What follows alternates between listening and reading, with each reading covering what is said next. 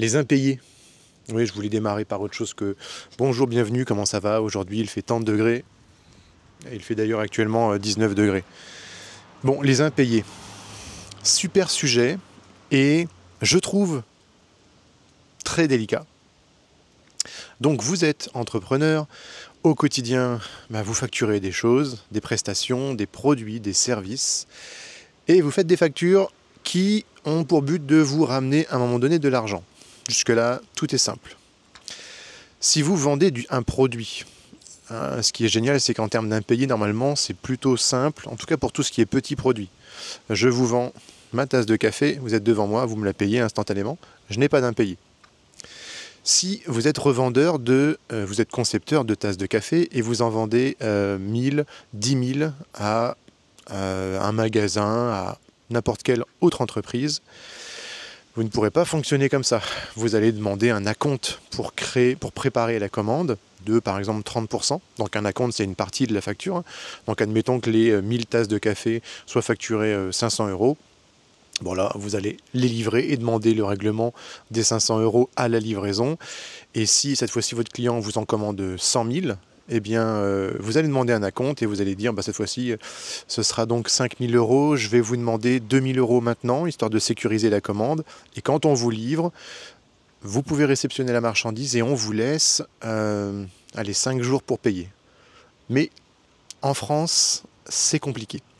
Je vais vous expliquer. Lorsque vous faites une facture, vous avez, pour certains cas de figure, entre professionnels surtout, il faut bien le dire, un délai pour pouvoir payer. On peut se demander pourquoi, mais c'est le cas. Donc en fait, lorsqu'une facture est envoyée, eh bien la personne, votre interlocuteur, a un délai de 30 jours pour pouvoir vous payer. C'est normalement marqué sur les factures. Légalement, en tout cas, on a le droit d'attendre 30 jours. On peut aussi avoir des factures sur lesquelles il est marqué règlement à réception de facture. Ce qui veut dire en gros, je te donne la facture, tu me payes tout de suite. Mais normalement, on a quand même le droit d'avoir ce délai. Donc on le met pour essayer de réduire le temps, nous, lorsqu'on fait notre facture, pour avoir notre trésorerie le plus rapidement possible. Parce que dans l'entrepreneuriat, on dit toujours que la trésorerie, c'est le nerf de la guerre. Il faut avoir un maximum de pognon sur son compte pour éviter tous les aléas, pour payer toutes les charges, les taxes et pour se sécuriser un maximum et éviter la faillite. Donc, on va mettre sur ces factures ce genre de notation, mais on sait tous que les gens peuvent attendre avant de nous payer et que ce sera difficile de commencer à faire des relances avant ce délai. Il y a encore quelques entreprises qui payent dans un ancien mode qui aujourd'hui n'est plus légal. C'est le mode fin de mois à 45 jours. Celui-là, il pique un peu. Vous donnez votre facture, par exemple, le 3 du mois, et donc vous ne serez pas payé à la fin du mois, vous serez payé à la fin du mois prochain, parce qu'ils attendent un délai de 45 jours après réception de la facture, puis ils attendent la fin du mois dans lequel on se trouve, donc des fois on va jusqu'à 2 mois, avant de pouvoir vous payer. Alors pourquoi est-ce qu'ils font ça? Parce que souvent ils ont beaucoup de mouvements de trésorerie et pour eux c'est plus facile, ils ont des dates butoirs où ils doivent payer, donc ils savent que tous les mois, à peu près projetés sur 2 mois, ils ont des grosses sommes à sortir et ça les aide. Forcément, ça ne nous aide pas nous, et c'est pour ça que travailler avec des grosses entreprises quand on est petit, ou l'inverse, ça crée tout un tas de conflits, dont les conflits de règlement. Alors, donc vous avez vu, pour éviter tout ça, quand on peut, on fait des acomptes. Si vous démarrez un projet, vous pouvez faire un acompte pour dire déjà j'ai une partie de la somme maintenant. Et ça marche, on le fait dans le bâtiment, on le fait dans le digital, on le fait dans plein de cas de figure. On peut aussi découper si la prestation ou le projet va durer plusieurs mois. Eh bien, vous pouvez très bien demander chaque mois un avancement en fonction d'un pourcentage théorique. On fait un acompte de démarrage de 30%, puis les 2 mois qui suivent, il y aura 2 fois 20% et le reste à livraison. 1, 2, 3, 4, 5, 6, 7, il restera donc 30% à la livraison. La dernière facture, c'est souvent la plus dure à se faire payer. Pour vous donner un exemple, sur mes 9 sociétés, et j'en suis pas fier, j'ai à peu près entre 130 et 150 000 € d'impayés. Ce qui peut paraître énorme, Alors quand je dis impayés, c'est du décalage dans le temps. Ça veut dire que je vais finir par les toucher, mais on ne sait jamais quand et à quel moment. Et le temps que je les touche, eh ben, hop, j'ai envie de me balader un petit peu ce matin. Et le temps que je les touche, eh bien, il va y avoir un certain délai. Il va y avoir un certain délai.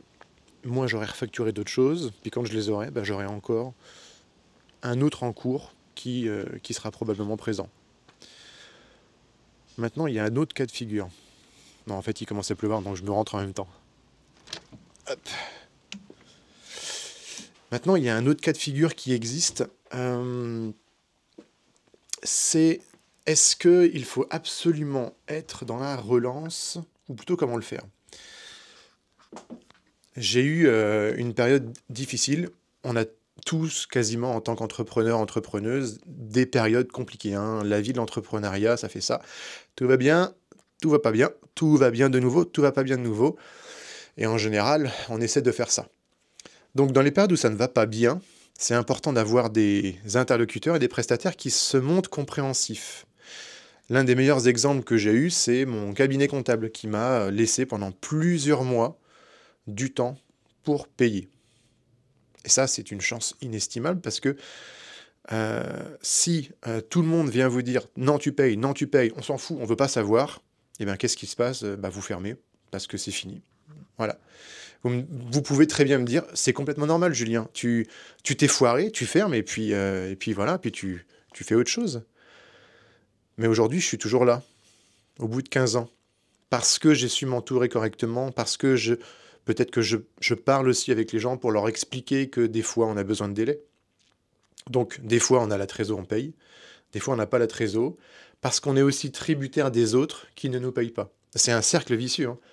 Moins on nous paye, moins on peut payer les gens, et puis après, il y a tout le système de l'économie là-dedans qui est complexe aussi. Donc, si un jour, vous ne pouvez pas payer une facture, la première chose à faire, c'est de venir le dire. Par mail, au téléphone, à l'oral, SMS, peu importe. Bonjour, j'ai des difficultés de trésorerie passagère. J'ai besoin d'un délai, s'il vous plaît. Et vous avez quand même une grande chance pour que la personne en face qui attend d'être payée vienne vous dire ok, on veut bien patienter. Et là, il faut donner une date, au moins une date de retour, une date de projection. Je joue au même jeu. Hein. J'ai permis à des personnes d'attendre jusqu'à 1 an avant d'être payées, plusieurs. J'ai demandé des délais à des clients ou prestataires avant de pouvoir les payer. Et on est tous dans ce cercle infernal. Alors oui, il y a des solutions qui existent si vous ne voulez pas rentrer là-dedans. Vous avez l'affacturage. Vous demandez à votre banque de vous en préoccuper si le client n'est pas d'une grande importance pour vous. Vous amenez à votre banque votre facture, vous lui demandez d'être payé tout de suite. C'est elle qui va vous payer et c'est aussi elle qui va aller chercher l'argent auprès de votre client. Ça vous coûte quand même une certaine somme de la facture, mais vous avez la sérénité, pas besoin de relancer. Parce que oui, il y a des relances à faire au quotidien. Et plus l'entreprise, elle fait de factures, donc plus elle est grande, plus vous aurez besoin de quelqu'un qui va faire ça pour vous, ou d'un service externalisé.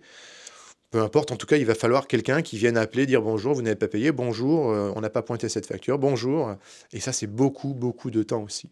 Donc la moralité de l'histoire, il faut que vous ayez vos impayés, il faut que vous ayez le moins possible d'impayés. C'est par la suite, ça s'empile et puis c'est de plus en plus compliqué à gérer. Et de toute façon, qui a besoin d'impayés? Personne.